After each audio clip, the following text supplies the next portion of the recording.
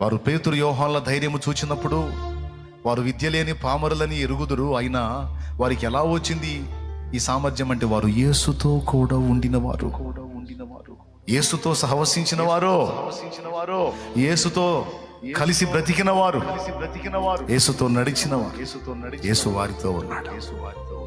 అందుకే వారికి అసాధ్యమైంది ఏది లేదు. మన సేవ ఫలింపు కూడా ఆయన సాహచర్యంలో, ఆయన సహవాసంలో, ఆయన అనుభవించడంలోనే ఉంది. సైతాన్ చేసే కుట్ర ఏంటంటే అది జరగకుండా అడ్డుపడతాడు వాడు. మనం ఆయనతో కలుసుకోకుండా, ఆయనతో గడపకుండా, ఆయనతో లోతైన అనుబంధం ఏర్పరచుకోకుండా, ఆయన శక్తి మనలోకి సరఫరా కాకుండా అడ్డగిస్తాడు వాడు. చెత్తంతా తీసుకొచ్చి పెడతాడు, ఎక్కడెక్కడ చెత్తంతా తీసుకొచ్చి నీ మైండ్ డైవర్ట్ చేస్తాడు. అందువల్ల నువ్వు పేరుకు మాత్రమే సేవకుడిగా, సేవకురాలుగా ఉంటావు, కానీ పవర్ ఉండదు, ప్రభావం ఉండదు. అది ఆయనలో ఉంది. నువ్వు ఆయనతో ఉన్నప్పుడు అది నీలోకి వచ్చింది. అది నీలోకి వచ్చిన నాడు చాలామంది జీవితాలకు విడుదల వచ్చింది నీ వల్ల.